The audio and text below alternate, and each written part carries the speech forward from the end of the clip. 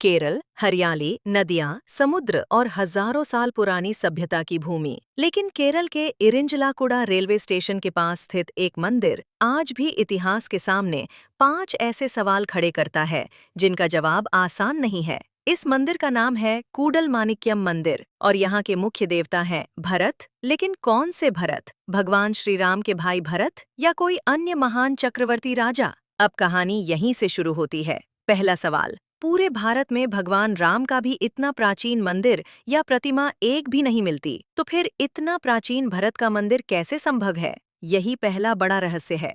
दूसरा सवाल, इस मंदिर की शैली बिल्कुल जैन मंदिरों जैसी क्यों है? मंदिर की बनावट, उसका सादा लेकिन गूढ़ स्वरूप और दक्षिण भारत के प्राचीन जैन मंदिरों से उसकी अद्भुत समानता, ये सब इशारा करता है कि ये मंदिर किसी वैष्णव परंपरा से पहले का हो सकता है। इतिहासकार मानते हैं कि दक्षिण भारत में जैन धर्म का प्रभाव बहुत प्राचीन और बहुत गहरा रहा है। तीसरा रहस्यमयी सवाल, मूल मूर्ति में रामायण के भरत या वैष्णव परंपरा के चिन्ह क्यों नहीं हैं? ध्यान दीजिए, न शंख, न चक्र, न गदा, न धनुष, न खड़ाऊं, कोई भी ऐसा चिन्ह नहीं जो सीधे सीधे रामायण या विष्णु परंपरा की ओर ले जाए। अगर यह राम के भरत की मूर्ति होती तो कुछ न कुछ संकेत तो अवश्य होते, लेकिन यहाँ सब कुछ शांत है, मौन है।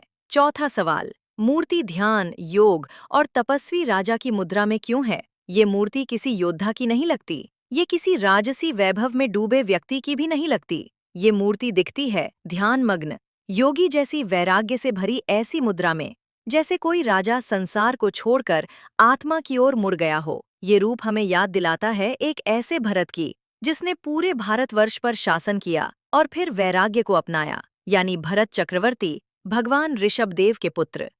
पांचवा और सबसे रोचक सवाल, दक्षिण भारत का जैन धर्म से गहरा संबंध रहा है, तो फिर इस मंदिर का नाम कूडल माणिक्यम जैन मंदिरों के माणिक्य कुलम जैसे नामों से इतना मिलता जुलता क्यों है? इतिहास गवाह है, केरल, तमिलनाडु, कर्नाटक में खुदाई के दौरान बार बार जैन प्रतिमाएं और अवशेष मिलते रहे हैं। नाम, शैली, मूर्ति का भाव, सब कुछ जैसे एक ही कहानी कह रहा हो। तो फिर सच्चाई क्या हो सकती है? संभव है कि ये मंदिर मूल रूप से भरत चक्रवर्ती से जुड़ा रहा हो और समय के साथ जब वैष्णव परंपरा का प्रभाव बढ़ा तो भरत की पहचान रामायण के भरत से जोड़ दी गई हो। भारत में ऐसा पहले भी हुआ है, जैन स्थल शैव बने, शैव स्थल वैष्णव बने, पर मंदिर वही रहा, मूर्ति वही रही, बस कथा बदलती चली गई। एक अत्यंत प्राचीन मंदिर, एक रहस्यमय मूर्ति और एक ऐसा भरत जो किसी एक ग्रंथ में सीमित नहीं है। शायद ये मंदिर उस भारतवर्ष की स्मृति है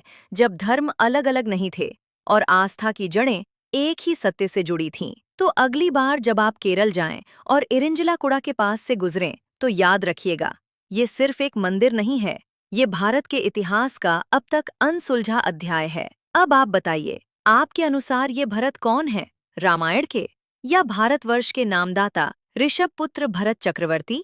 केरल में इस भरत मंदिर के अलावा कुछ प्राचीन हिंदू मंदिरों के भी मूल रूप से जैन मंदिर होने की संभावना है, जैसे कि तिरुनक्करा महादेव मंदिर, वडक्कुन्नाथन मंदिर, तिरुवंचिकुलम महादेव मंदिर, पलक्कड़ और वायनाड के मंदिर। इन मंदिरों के पास मिले जैन अवशेष इस बात का संकेत देते हैं कि केरल में प्राचीन काल में जैन धर्म का व्यापक प्रभाव था। कुछ प्रमुख जैन मंदिर जो आज भी केरल में स्थित हैं, वे हैं अनंतनाथ स्वामी मंदिर, पुलियारमाला, वायनाड जैनिमेडु जैन मंदिर, पलक्कड़, कटिल मठ मंदिर पट्टाम्बी, पलक्कड़, कल्लिल मंदिर, पेरुम्बवूर कोच्चि जैन मंदिर, मट्टनचेरी, सुल्तान बाथरी जैन मंदिर, वायनाड, पुथनंगड़ी जैन मंदिर और वेनियोड जैन मंदिर। ये सभी केरल के प्राचीन जैन इतिहास को बखूबी दर्शाते हैं। भरत चक्रवर्ती के अद्भुत जीवन चरित्र के विषय में रोचक जानकारी के साथ अगली वीडियो में हम आपसे फिर मिलेंगे। हमारी चैनल दिव्य जैनिज्म को जरूर सब्सक्राइब कीजिए और ज्यादा से ज्यादा लाइक और शेयर जरूर कीजिएगा। हमारा ये प्रयास आपको कैसा लगा, कमेंट में जरूर बताइएगा। धन्यवाद।